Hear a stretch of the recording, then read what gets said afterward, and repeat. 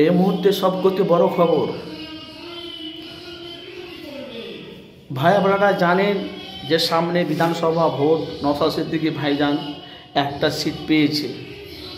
তো 2021 থেকে 2025 পর্যন্ত কিন্তু ভাই আব্বাস সিদ্দিকী কোনো দিন বলেনি আব্বাস সিদ্দিকী ভাইজান তো আইএসএফের পক্ষে হয়ে রাজনীতি ময়দানে নামবে। আপনারা শোনেননি, কিন্তু এই মুহূর্তে সবথেকে বড় খবর যে আব্বাস সিদ্দিকী ভাইজান 24 পরগনাতে কোন জেলা, 24 পরগনায় কোনখানে দাঁড়াবে বিধানসভা ভোটে আইএসএফের প্রার্থী হয়ে, সেই নিয়ে এখন সমালোচনা বাংলায় চলছে রীতিমতন। আপনারা জানেন যে 2021 থেকে 2025 পর্যন্ত যে আইএসএফের দলটা লক্ষ লক্ষ মানুষের কাছে বার্তাটা পৌঁছে গেছে, লক্ষ লক্ষ মানুষের কাছে আইএসএফের চেয়ারম্যান নওশাদ সিদ্দিকীর ভালোবাসাটা মানুষের কাছে পৌঁছে গেছে, আইএসএফের দলটা মানুষের কাছে পৌঁছে গেছে।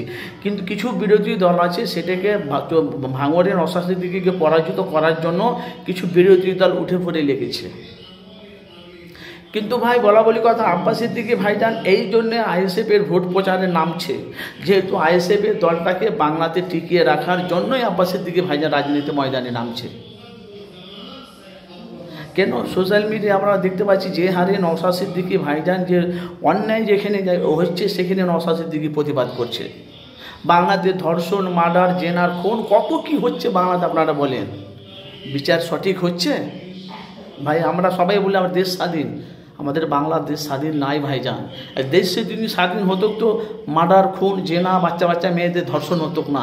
আব্বাস সিদ্দিকী এই জন্য রাজনীতি ময়দানে নামছে, আগে আমি রাজক্ষমতা আমরা হাতে করব, আগে রাজক্ষমতা হাতে নেব, তারপরে আমরা যেখানে অন্যায় হবে আইনকে সাক্ষী রেখে তারপরে আমরা সেগুলো মানে বিচার করব।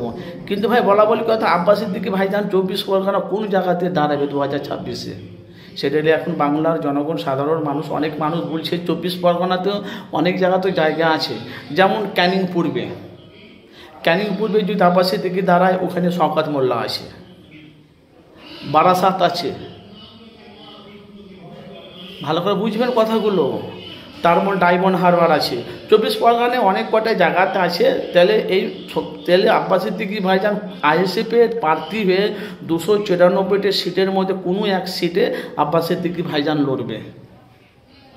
তো ভাই আপনারা মতামত জানাবেন, যারা আইএসএফের লিডার, যারা আইএসএফের কর্মী, তারা বলছে 2026-এ যদি আমাদের আব্বাস সিদ্দিকী ভাইজান যদি 24 পরগনা যেখানেই দাঁড়াবে তাকে সেখানে দাঁড় করা হবে। সব করতে আব্বাস সিদ্দিকী ভাইজান বলছে আমি গরম জায়গাতে দাঁড়াবো, সেটা হলো ক্যানিং পূর্বে। কিন্তু ভাই বলা বলি কথা, আব্বাস সিদ্দিকী 2026-এর আগে ভোট প্রচারে আইএসএফের ভোট প্রচারে নামবে, কেন উনি নিজেই প্রস্তুতি নিয়েছে, মানে আব্বাস সিদ্দিকী ভাইজান রেডি আছে। তার সাথে সাথে 294টি সিটের মধ্যে কোনো একটা সিট নিয়ে আব্বাস সিদ্দিকী ভাইজান লড়বে আইএসএফের প্রার্থী। তো আপনারা অবশ্যই মূল্যবান মতামত জানাবেন যে আব্বাস সিদ্দিকী ভাইজান কি 2026-এ যেখানে দাঁড়াবে সেখানে জয়ী হতে পারবে। তো আপনারা মতামত জানেন, কেন আব্বাস সিদ্দিকী ভাইজান বাংলায় একটা ব্যান্ড, আপনারা জানেন উনি হলো নবীর প্রেমিক, নবীর গোলাম, নবীর নিয়ে আলোচনা করে, এখন ধর্মগুরু।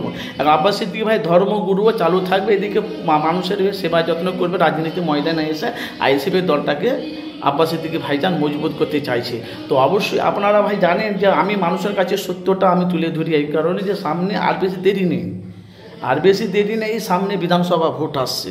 এবার ভাই বাংলাতে মার কাট বুঝতে পেরেছেন কি বলছি, বাংলাতে মার কাট সব করতে মারামারি কাটাকাটি যদি অশান্তি যদি হয় সেটা হলো ভাঙড়ে, যেহেতু নওশাদ সিদ্দিকী ভাইজান একটা সিট পেয়েছে। আপনাদের মূল্যবান অবশ্যই জানাবেন ভাই, আব্বাস সিদ্দিকী ভাই কোনখানে দাঁড়ালে জয়ী হবে, আর আইএসএফ দলটা বাংলাতে কটে সিট পাবে 294টি সিটের মতামত জানাবেন আপনারা।